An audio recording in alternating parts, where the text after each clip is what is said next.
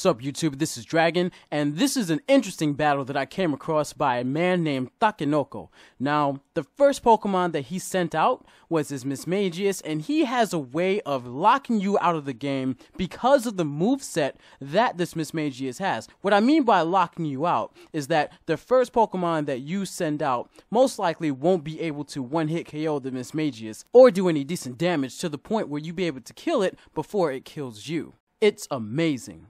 I know for a fact that if I have my Greninja come out first, I'll definitely have switch priority because of my U-turn. So I'm not really worried about any Pokemon that he sends out, and except for this one, because you'll see exactly why I'm worried.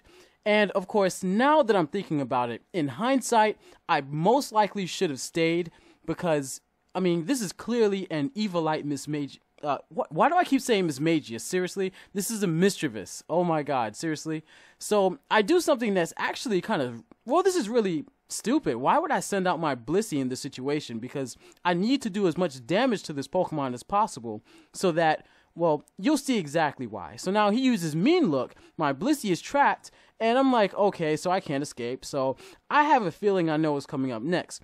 He used Trick Room, he used Mean Look, so I know that this is going to be a Parasong set of some variant. And then he does the last move that I'm really worried about, and you're going to see that it's Pain Split. And once he was Pain Splitting my Blissey, I knew that this wasn't really going to go anywhere. My Blissey is pretty much dead. It's dead, and I'm just going to have to accept that fact. Now, it's ironic because if I stayed in with Greninja, I would have been able to have a lot of waterfalls, even potential flinches, and most likely I would not have had to have sacrificed my Blissey, who obviously is doing so much damage to this Mismagius. Oh my god, I said, what is wrong with me? Why am I calling this Pokemon Mismagius? It is clearly a Mischievous. Mischievous. So, now, this Blissey, I'm kind of just like, you know, letting it just use Flamethrower. I mean, I can't really do much else. And I know as soon as the Paras count falls around to the point where he's getting ready to withdraw, he's going to switch. So, you know, I'm not going to just sit there and use Flamethrower for no reason. You know, I'm just going to use Toxic because he's obviously going to switch and not have his Misdrivis out to die. I almost said it again. So now his what's the name of this Pokemon? Darken Fighting. Man, I can't believe I forgot the name of this guy. Really? Scraggy. There you go, Scraggy.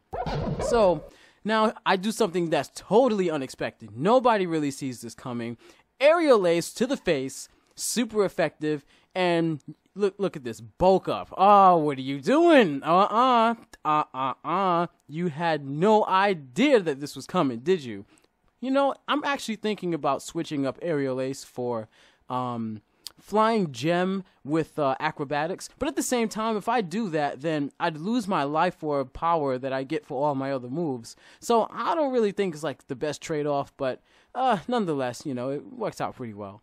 So now I get this Rock Slide off, and I know that the only Pokemon that I have left is Azumarill, and obviously a Thunderbolt will kill this Greninja in any range, no matter what type it is, because of the frailty of its defenses, so it dies. Now, whoever wins, whoever hits better or survives is going to win this match. He uses Thunderbolt, I barely live, and now I use Play Rough, and obviously this Wash Rotom cannot handle this Azumarill. It can't play with the big boys.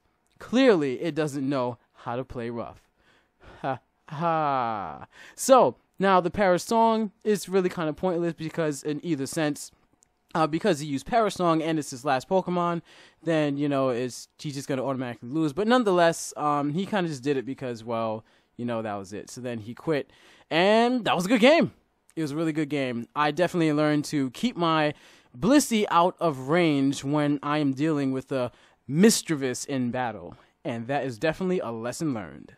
This next battle made me realize how much of a weakness I have to Mega Medicham. It really almost kind of swept my whole team, but at the same time, yeah, I just need to find a solution to this problem ASAP. So I knew my Azumarill would have been able to do many things to most of the Pokemon that he had on his team. And I kind of should have predicted this because Mega Medicham is obvious switching because his Mega Medicham had an advantage for most of the Pokemon on my team as well. So what I'm doing at this point, I'm saying, okay, well, he's obviously either going to Thunder Punch or do something to my Azumarill right there. So he's not going to really think about predicting too much because, well, he doesn't need to. So he uses Fake Out, and he takes lots of damage on himself because, well, the Iron Barbs and the Rocky Helmet. So, yeah, he's not enjoying life right now. Well, she's not. So I return my Ferrothorn, and now I send out my Heat Rotom because, well, look, I don't know what this Pokemon is going to do at the moment. And, of course, that crit high jump kick. I mean, it really didn't even matter because Mega Medicham is faster than my Heat Rotom. And it really was just a death sentence anyway. And ironically, I mean, I thought I could live. I thought my max defenses would have been able to take a lot. But, obviously, it did not. Now, that Protect that I just did right there, I thought that was extremely predictable. I mean, who would send out a Ferrothorn to, what is it called, a Mega... Oh, I just said his name. How could I forget? And I just said his name. Mega Medicham. So, like, I was like, okay, maybe he might fall for it. But, I mean, he did. I was kind of shocked that he did. And he did another high jump kick. But, well, that's good for me. Because now I was able to Aqua Jet him. And now he is dead. And now he sends out his Mega... Wait, what? Did I just say Mega Golem? So he sends out his Golem. And he uses Sucker Punch. And I have the Aqua Jet. Thinking that, okay, well, that's cool. Well, I'll be able to do some damage. I know the Sturdy's going to come. But, of course, the Rocky Helmet kills me. I didn't really see that coming.